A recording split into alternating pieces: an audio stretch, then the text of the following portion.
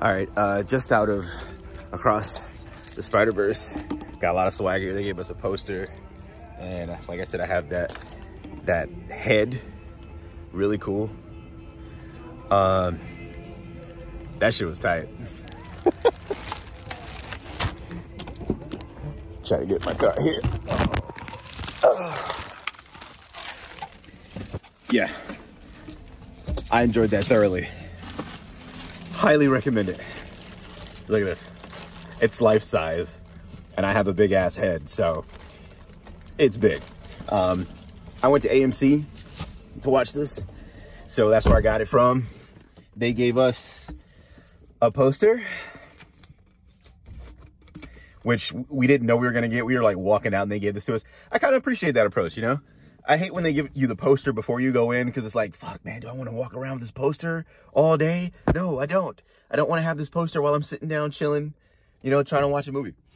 So, my quick thoughts on Spider-Man Across the Spider-Verse. That was good. That was really good.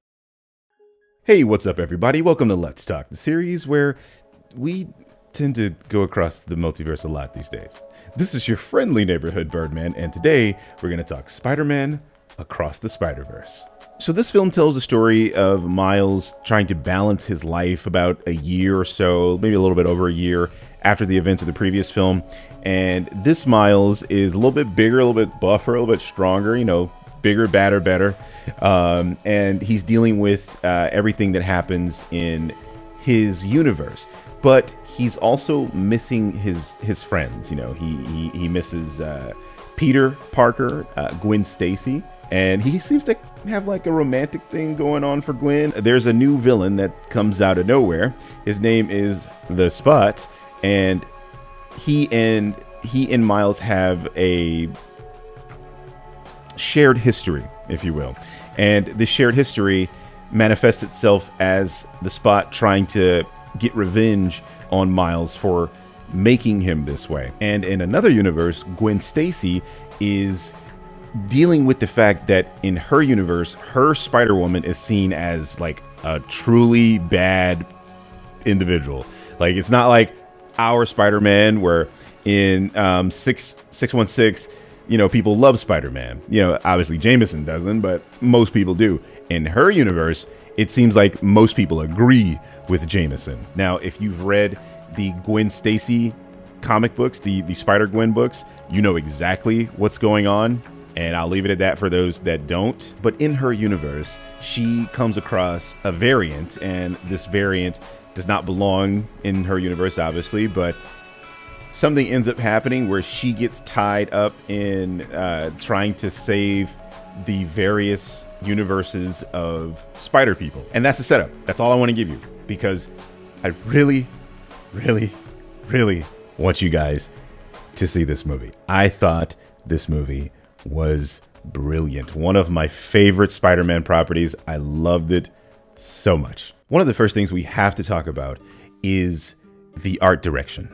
The art is outstanding. The cool thing about this is that there are multiple universes, right? Obviously. And in having multiple universes, what ended up happening was they had a different art style for every version of, you know, whatever Spider person that they came across. And one of the best ones was Gwen Stacy for me. Now, I own some Gwen Stacy books, and I'm just going to throw up some scans on the screen so you can see the art style that is in her books, and it is just like that in the film. Now, I know what you're thinking, like, oh, okay, so is the movie now, you know, Gwen Stacy style? No, it's not. It's actually told in Miles's style, but when we are in Gwen Stacy's universe, you are seeing this art style, and it is beautiful on screen. I love it so much, and I thought that was just like a chef's kiss. You know what I mean? It's like the perfect touch to the various animation styles. Just use what's exactly in the book. I've been saying that for forever. And speaking of what's exactly in the books, they tell you the story from Spider-Gwen. Number one, there are lines in there that are word for word out of the books, and not exactly the same type of events, because we're telling a story that involves Miles here. But the beginning of the film tells us the story of Spider-Gwen and how everything happened for her.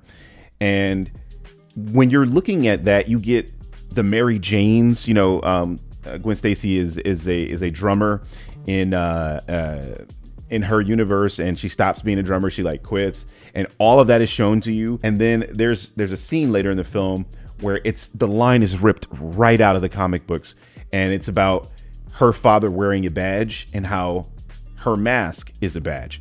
I love stuff like that. I have been asking for forever to just give us what is in the source material on the screen. And this is one of those properties, one of those very rare properties that does that a lot. It is not, you know, one-to-one, which would be perfect in my view, but they give you what's in the books on the screen.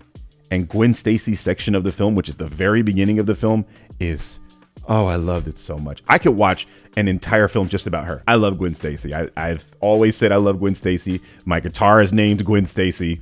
Gwen is better than MJ to me. That's just how I feel about it. I just have always loved Gwen Stacy, and I love Spider-Gwen. Her costume is just brilliant. You know, I know I'm going off on a tangent here, but I just love Gwen Stacy. Gwen Stacy's awesome, and her section of this film, oh, brilliant, brilliant sauce. But yeah, back to the art styles. We all know that the first one was just, it just looked outstanding, but this one has a level of cleanliness that allows you to see everything clearly. I know there was some complaints about the first film and how it was blurry in certain sequences. I feel like they cleaned that up, because I didn't have that issue like at all. There were some instances on like the sides of the screen or whatever. Yeah, I was able to follow everything on screen just flawlessly. And this animation style, it's just, oh, it's great. It's so good. The new Teenage Mutant Ninja Turtles seems to be using a very similar style to it, and I like it. I'm cool with that. You know, hell, give us more properties with this art style. Another cool little thing that a lot of people won't get are the little editor's notes that are like at this they're like at the side of this screen when you're watching the film. They'll say, hey, this thing happened, and then there's an editor's note there. Now, for those of you that don't read comic books, it's gonna fly over your head, but for those of us that do, that's one of those things where editors or the writers from the that specific comic will say, hey, this was explained in another story, and I'll show you exactly what I mean. Give me 1 second. So I have the current run for the Amazing Spider-Man. I've been collecting them, and I'll show you what I mean by the editor's note. Oh, hey, look, this son of a glitch. Fucking Miguel O'Hara. I can't stand him. All right, so this is what I'm talking about. There's an editor's note at the very bottom. This one's really small. They're typically a little bit bigger. Kind of difficult to see. It's right there. It says, I can't, I told you. It's actually really traumatic for me. And then you'll see like there's a little spider. And then at the bottom, it'll say, see Fantastic Four number 34 for the context of that conversation.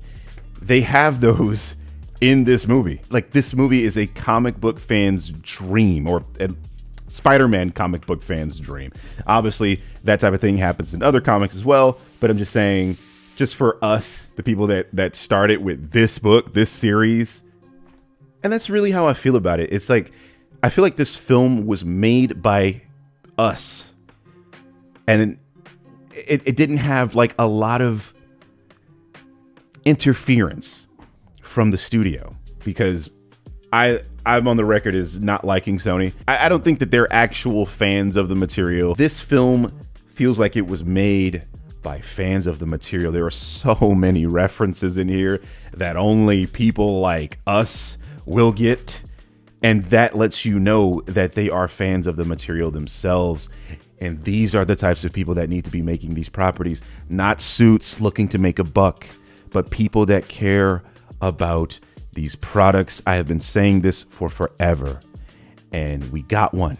We got one. I mean, there's so many amazing things to talk about this film. You know, I could go on and on. You know, off the top of my head, one of the coolest things was just the variety of Spider-Men that we got in the film. I don't want to spoil the new ones we get, but the film is filled with mainly new ones. You know, in the previous one, you know, you had Penny, you had Spider Noir, you had Spider Pig, and then obviously Spider Gwen. She was a major one. But this film has so many unexpected ones, and they're great characters. And I really think you guys will enjoy them. It's a very diverse cast. Like you're getting the rainbow here, and I think that's awesome. Probably my favorite one. I think a fan favorite. It's going to be Daniel Kaluuya's Spider-Punk. Spider-Punk is really cool. I love his art style. Oh man, it's so good because he doesn't fit in the scenes. So you're watching, you know, Spider-Verse's art style, and then you have Spider-Punk, which is far more anarchist and anarchy. So his art style represents that, and he doesn't fit in the scene. And it's like, get it? And man, another thing is the freaking transitions are comic book covers. Like, so they'll show you the next thing on the agenda, and it'll be a comic book cover, and then they just go into the next scene. It's just, this is made for comic book fans. That's what I love about it the most, is it's made for us, the people that have toiled and collected and been made fun of. This is the love letter to us. And I think if you're a fan of the actual comic books, you will totally appreciate all the references and just the labor of love that this incredible film had to go through to be made. One really dope thing I thought was how they addressed canon. Now, that if I'd say like any more, it'll be a huge spoiler, but I love how they addressed canon in the various properties that Spider-Man has appeared in. I'll leave you with that. Canon. It's great. And the beautiful thing about animation is that you can do so much more than you can in live action. And what I mean by that is with Gwen Stacy's story seated at the very beginning, what you get is a very condensed telling of her comic book origin, but it works.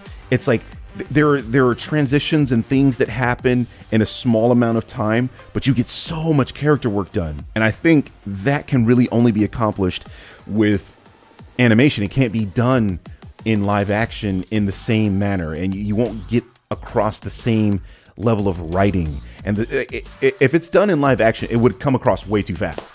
But because it's done in animation, you accept it. It's easier to digest, and it looks better, and it feels better, and it feels more natural in a way. It doesn't come across as sterile. Like if you tell someone's backstory in live action and you speed through it, people come across like, that was rushed. That felt rushed. But with this style of animation, it just works. And I can't praise the animation enough. It just does so many different things, and it tells a story just through visuals, and you just love it. I can't think of anyone, even those grifters we talked about, that will come away from this film not liking what is presented through animation. And I mentioned in my Twitter video that the only thing I can think of that could possibly be a negative in this film is the ending. I feel like the ending is going to be controversial just because of the way it ends. If you are not in the know, I'll let you watch the movie and find out for yourself. But holy shit, that ending is great. I loved it, but I think it'll be controversial. I'm not going to spoil anything. Again, I don't spoil big movies like this. I won't do you like that. But the ending of this film ends in a way that might leave some people wanting more and not receiving it.